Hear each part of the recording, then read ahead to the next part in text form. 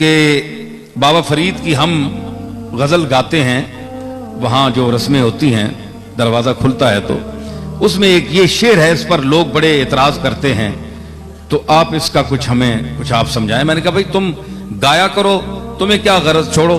نہیں جی لوگ پوچھتے ہیں۔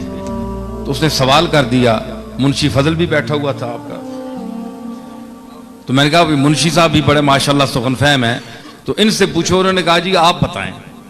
اب یہ خاص لوگوں کی بات ہے جو عام لوگوں کے سامنے آ گئی اور انہوں نے چیخنا چلانا شروع کر دیا، اور ادھر اتنا بڑا صوفی مستند عالم سنت کا متبع بابا فرید علیہ رحمت، اتنا بڑا آدمی، اس کا کلام ہے۔ تو اس نے کہا کہ ایک شعر ہے کہ من علیم من ولیم من نبی، میں علی ہوں، میں ولی ہوں اور میں نبی ہوں، جم نام رستم نیم بہمن نیم، میں جم بھی نہیں ہوں، جامع جمشید جس کا مشہور تھا، رستم پہلوان جو گزرے ایک کافر تھا، یہ بھی جم بھی مشرک تھا، رستم نیم بہمن نیم، بہمن پہلوان بھی گزرا ایران کا بہت بڑا، تو یہ سب مشرک تھے لیکن بادشاہ تھے، دولت مند تھے۔ تو یہ لف و نشر مرتب ہے۔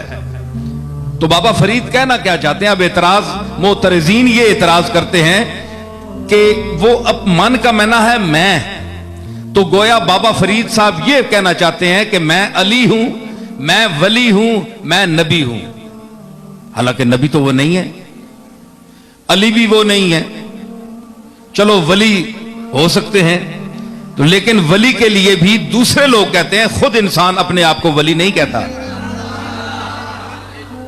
تو یہ آج کا باشعور آدمی بھی ایسی بات نہیں کرتا، بابا صاحب نے یہ بات کیوں کہی؟ تو میں نے اس کا جواب پیش کیا، جھوم گئے وہ بڑے لوگ۔ میں نے عرض کی بات یہ ہے کہ جو معترض ہے اس کو سمجھ نہیں آئی کہ فرید الدین کہاں سے بول رہا ہے۔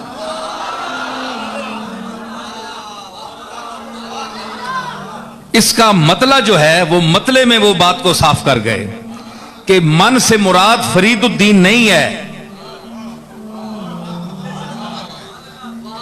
مطلع نے اس بات کا مطلع صاف کر دیا۔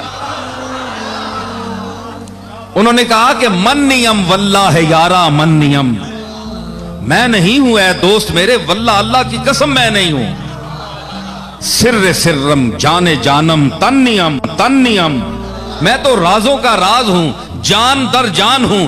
میرا اعتبار جسمانی اعتبار سے نہ کرنا، میرے جسم کو دیکھ کر تم مغالطے میں نہ جانا، میرے جسم کو دیکھ کر کہ یہ فرید الدین بیٹھا ہوا ہے، یہ جسم تو فرید الدین کا ہے، اس پر نام فرید الدین کے لفظ کا اطلاق ہو رہا ہے، لیکن اندر کچھ اور ہے۔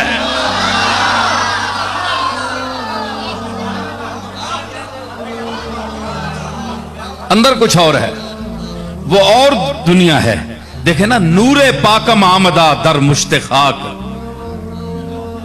پاک نور میری اس مشت خاک میں آیا ہے، تو صرف بابا فرید کی مشت خاک تو نہیں ہے نا، ہم بھی سب اسی مشت خاک کی پیداوار ہیں۔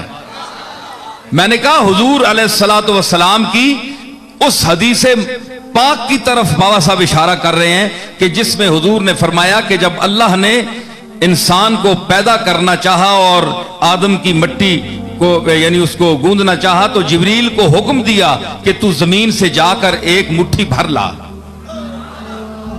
تو یہ جبریل نے مٹھی بھری اور اس میں یہ سارا تخلیق کا نظام ہوا۔